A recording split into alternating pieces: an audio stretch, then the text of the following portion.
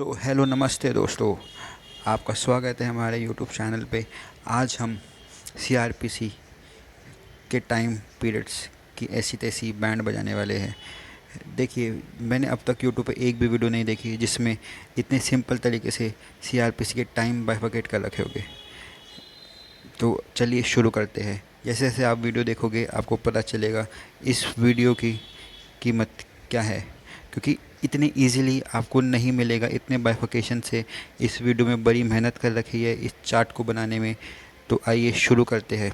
चलिए, सेक्शन 13 जो है वो है tenure of special judicial magistrate, जो होता है 1 साल का। सेक्शन 18 टेन्योर ऑफ एमएम जो है 1 साल का।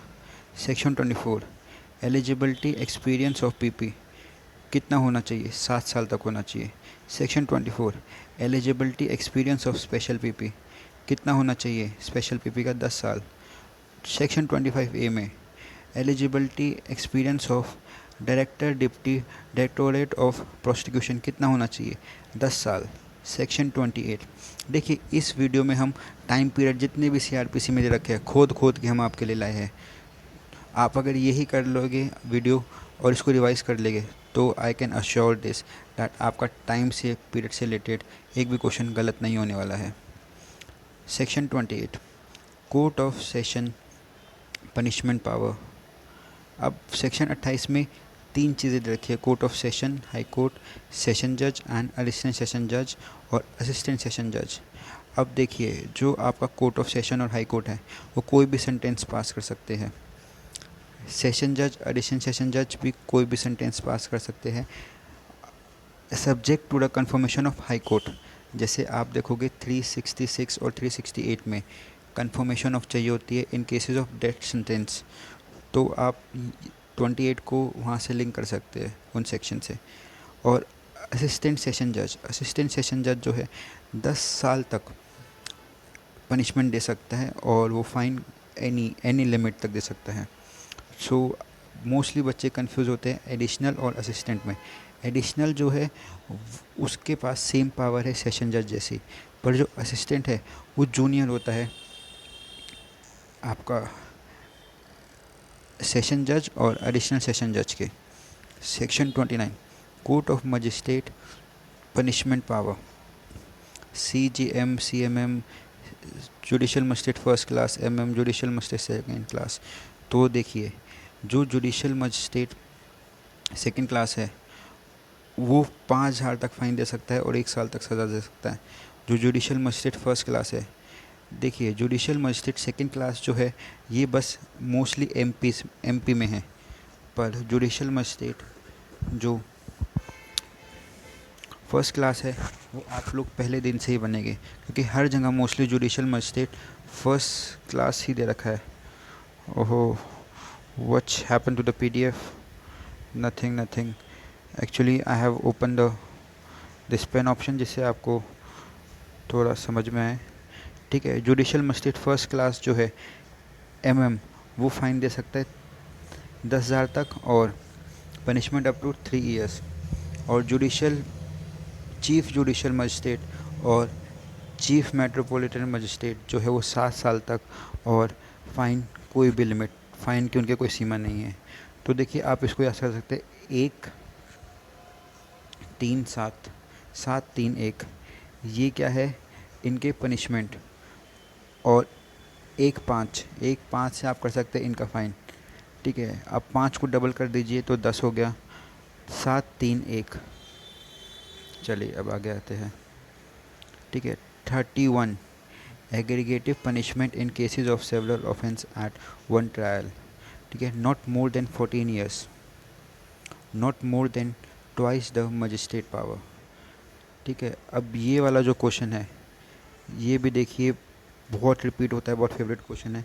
इसमें मोस्टली बच्चे क्या गलती करते हैं, यहाँ पे आपका इस वाले पॉइंट पे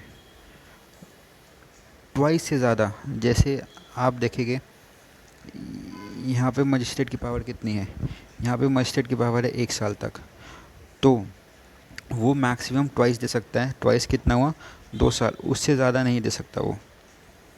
अब section 57 arrested person taken before magistrate, इसमें 24 आवर्स में आप इसको 167 के साथ पढ़ सकते हैं। अगर पर्सन अरेस्ट हुआ है तो मजिस्ट्रेट के सामने 24 घंटे में उसको पेश करना पड़ेगा। Section 82, after issuance of proclamation one should be present in the court. Issuance of proclamation के बाद आपको कोर्ट में 30 दिन से पहले ही पेश होना पड़ता है, not less than 30 days of issuance. 84, claim an object of attachment within 6 months from the date of such attachment. 84 में जो है क्लेम और अटैचमेंट की बात करा है। क्लेम और अटैचमेंट जो है 6 months from the date of such attachment होगा।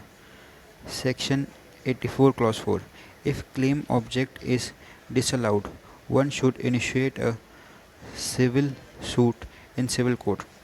अगर जो क्लेम ऑब्जेक्शंस है डिसअलाउ है, आप कब तक कोर्ट सिविल कोर्ट में जाके सिविल सूट फाइल कर सकते हैं। 1 साल की टाइम लिमिट यहाँ पे है, 1 साल तक आप जा सकते हैं। ठीक है। Section 85 clause 2, sell the property attach. आप प्रॉपर्टी कब बेच सकते हैं? After 6 months। Section 85 clause 3, restore the net proceed to the person if he appears. यहाँ पे है टाइम लिमिट 2 years का। आप कितने टाइम में रिस्टोर कर सकते हैं प्रॉपर्टी? अगर वो आ गया है तो 2 साल में आप कर सकते हैं और 6 महीने में उसकी प्रॉपर्टी बेच सकते हैं। अब आते हैं section 96, application to high court to set aside declaration of forfeiture. अब हाई कोर्ट कितने महीने में करता है? Within 2 months from the date of declaration set aside कर सकता है आपका डिक्लेरेशन ऑफ फोरफीचर की। 106, 107, 108, 109, 110 ये सेक्शंस ऐसे है, यहाँ से तो क्वेश्चन आता ही आता है। ये तो मतलब आप मान लीजिए हर साल ऑलमोस्ट हर एग्ज़ाम में यहाँ से क्वेश्चन आना तय ही मान लीजिए आप। Section 107, bond for keeping peace on conviction. Bond for keeping peace on conviction मतलब आपको शांति बनाए रखने के लिए जो बॉन्ड साइन होगा वो आपका कब तक होगा? 3 साल तक। तो आप इसको याद कर सकते हैं, 3 साल तक जो बच्चा है तो बहुत चेचे करता है, पर 3 साल के बाद वो मैच्योर होता है तो रोना कम करता है। तो 3 साल तक बच्चा याद कर सकते हैं। और इसकी एक और है, जैसे आप देखोगे 3 साल का टाइम पीरियड बस 2 ही जगह दे रखा है, एक हैबिचुअल 110 में और bond for keeping peace on conviction. अब आगे आते हैं bond for public peace and tranquility. आप में से कोई बुद्धिजीव है जो मुझे आईपीसी का चैप्टर नंबर बताएगा इसका पब्लिक पीस एंड ट्रैंक्विलिटी का? उसको इनाम दिया जाएगा जो बता देगा। ठीक है। 1 year bond, bond for good behaviour and seditious matter, इसमें भी 1 साल तक है। Bond for good behaviour from suspected person, suspected person है तो 1 साल है। अब देखिए इसकी ट्रिक मैं आपको बताता हूँ। एक 109 है, नो कैसे होता है आपका? ऐसे होता है। नो को आप उल्टा कर दीजिए तो कैसे होता है? ऐसे पी। तो 9 से आप याद रख सकते हैं सस्पेक्टेड पर्सन। 8 क्या है? Seditious matter. 8 से आप याद रख सकते हैं सेडिशियस मैटर। और 7 पब्लिक ट्रैंक्विलिटी। अब आता है आपका 110, काफ़ी इंपॉर्टेंट है सेक्शन ये, bond for good behaviour from habitual offender. अब देखिए हैबिचुअल कैसे होता है? एच, आप एच को ऐसे कर सकते हैं 110 तो हो जाएगा आपका एच। तो चलिए 122, imprisonment in default of security. आप अगर सिक्योरिटी में डिफ़ॉल्ट कर रहे तो 3 साल तक की सज़ा जी जा सकती है at most, not more then 3 years। ये क्वेश्चन आजकल आने लगा है एग्ज़ाम्स में, क्योंकि मोस्टली क्वेश्चन बच्चे इसमें कंफ्यूज हो जाते हैं। Imprisonment in default in fine कहाँ दे रखा है, तो इसका नॉट मोर देन 3 years है, सेक्शन 122 में दे रखा है। अब आगे चलते हैं section 125, disposal of interim maintenance. Interim maintenance जो है वो कितने दिनों में डिस्पोज हो सकती है? वो विद इन 60 days में डिस्पोज हो सकती है। आप इसको कैसे याद कर सकते हैं? देखिए डी यहाँ पे दे रखा है, तो डी को आप देखिए 6 में कन्वर्ट कर दीजिए, D6 क्या हो जाएगा आपका? 60। काफ़ी वियर्ड है बट आई नो, एंड मुझे इसमें फर्स्ट वीडियो है तो थोड़ा लिखा नहीं जा रहा है इसमें, सो आगे चलते हैं 125 क्लॉज थी इम्प्रिजमेंट इफ फेल टू पे मेंटेनेंस विदाउट सफिशिएंट कॉज। अगर मेंटेनेंस नहीं दे पा रहा है विदाउट एनी सफिशिएंट कॉज तो 1 महीने तक की उसको सज़ा हो सकती है। और limitation for filing maintenance application, ये भी आपका 125 में दे रखा है, 1 साल तक आपका लिमिटेशन पीरियड है मेंटेनेंस फाइल करने का। Section 144 order pass by DM executive magistrate sub division magistrate, ये कब तक हो सकता है? ये नॉट मोर देन 2 मंथ्स और कैन एक्सीड 6 महीने तक एक्सीड हो सकता है। ये धारा 144 आए दिन आपको न्यूज़ में टीवी में इस पे काफ़ी सॉन्ग्स बने हैं, ठीक है। ये कब तक हो सकती है? ये 2 से 6 तक हो सकती है। मतलब आप याद कर सकते हैं 2 बजे होगी और 6 बजे तक होगी, इसका मतलब है ये 2 मंथ से लेके 6 महीने तक चल सकती है। 144A public notice issue order by DM shall remain in force, कब तक जो पब्लिक नोटिस इशू है वो डीएम का फोर्स में रहेगा? वो नॉट मोर देन 3 years रहेगा। 145 dispute concerning land water and breach of peace disposition with in 2 months, very easy. 164 देखिए जैसे ये 145 सेक्शन है, आज की डेट में क्वेश्चन यहाँ से आने लगे हैं। लास्ट ईयर डीजीएस में मेंस में आया था ये क्वेश्चन एंड 20 मार्क्स का आया था, इसको लिंक करके काफ़ी प्रोविज़न के साथ। सो आजकल पेपर निकालने के लिए आपको ऐसे प्रोविज़न्स भी पढ़ने पड़ेंगे जो कि अनइम्पॉर्टेंट हैं और जो कि कोई टीचर्स नहीं पढ़ाता है। क्योंकि टीचर्स क्या करते हैं, वो चैप्टर 12 शुरू करते हैं, सीधा आपको इन्वेस्टिगेशन एफआईआर ये सब पढ़ाते हैं, फिर ट्रायल्स पढ़ाते हैं, वो ऐसी हिडन चीज़ें मिस कर जाते हैं। और आजकल इंटरव्यू से लेकर प्री तक ऐसे हिडन क्वेश्चंस आते हैं। जैसे आपने देखा होगा क्वीन वाला क्वेश्चन आया था रिसेंटली आरजेएस में, कितना अनप्रिडिक्टेबल क्वेश्चन था वो। तो आजकल ऐसे क्वेश्चन आते हैं जो पहले नहीं आते थे। अब जो पेपर्स है वो, क्योंकि बच्चे इतने स्मार्ट हो गए तो अब एग्जामिनर भी स्मार्ट होता जा रहा है, वो ऐसे ट्रिकी क्वेश्चन जा रहा है और न्यू न्यू क्वेश्चन इन्वेंट कर रहा है। तो आपको अब हर प्रोविज़न पढ़ना पड़ेगा। आइए अब section 164A medical examination of rape witness with in 24 hours. Section 167 clause 2 if investigation is not completed within 24 hours magistrate may authorize further custody not exceeding 15 days including 24 hours. अब जो 24 आवर्स वाली बात है ये आप सेक्शन 57 में देखेंगे कि 24 घंटे में अगर कस्टडी पूरी नहीं हुई है तो उसको जो 24 घंटे रखा गया है वो इंक्लूड हो गए इस 15 दिन की कस्टडी में। Section 167 further custody after 15 days, 15 दिन के बाद की कस्टडी की अब बात करें हम। Investigation related to an offence punishable with death imprisonment for life और imprisonment for a term not less than 10 years। अगर यहाँ पे देखिए डेथ है, इम्प्रिजमेंट ऑफ लाइफ है और imprisonment for not less than 10 years है तो 90 days तक होगा। अगर investigation related to any other offence है जो कि आपके मतलब डेथ नहीं है, लाइफ नहीं है और नॉट लेस देन 10 है तो 60 days होगा। Section 167 2A executive magistrate only 7 days। आपका अगर जुडिशियल मजिस्ट्रेट अवेलेबल नहीं है तो एग्जीक्यूटिव मजिस्ट्रेट 7 दिन तक कस्टडी दे सकता है। Section 167 clause 5 summon case investigation, summon case की इन्वेस्टिगेशन कितने दिनों में कंक्लूड हो सकती है? Within 6 months। Section 173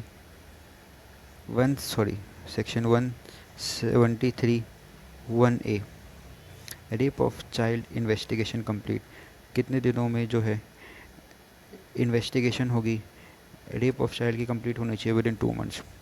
section 199 clause 5 cognizance of defamation जो है वो आपकी विद इन 6 months ली जाएगी। कोई मुझे बता सकता है कि डेफोमेशन जो है कौन से सेक्शन ऑफ आईपीसी में दे रखा है और इसकी कितनी एक्सेप्शंस है? Section 250 complaint without reasonable cause wrong information to police if fine not paid, imprisonment not exceeding 30 years। Section 159 summon case to warrant case, summon case को ट्रांसफ़र करेगी वारंट केस में तो offence exceeding 6 months। Section 262 Summary trial conviction not exceeding 3 months. Section 265A plea bargaining not exceeding 7 years. Section 309 clause 1 inquiry trial of rape cases complete within 2 months from the date of filing charge sheet. Section 309 clause 2 remand to accused to custody 15 days at a time. Section 357 clause A victim compensation scheme inquiry for compensation within 2 months. Section 360 order to release on probation of good conduct or after admonition above 21 years. Offense 7 years and less than that. Under 21 years या तो 21 year से ज़्यादा होगा या तो 21 year से कम होगा. अगर 21 ईयर से ज़्यादा होगा तो 7 साल. एंड लेस देन दैट अगर 21 ईयर से कम होगा any offence not punishable with death LI and no previous conviction. Bond में 3 साल एंड एडमोनिशन में offence not more than 2 years. Section 394 apply to appellant court for leave to continue the appeal by legal representation within 30 days. Section 104 previous application to Supreme Court कितना fine लगता है 100 रुपये. 407 previous application to High Court fine up to 1000 रुपये. 408 previous application to Session Court 250. अब आप देखेंगे supreme court और high court में जो है वो प्रीवियस एप्लीकेशन की फ़ीस सेम है पर सेशन कोर्ट में 250 है. Thank you.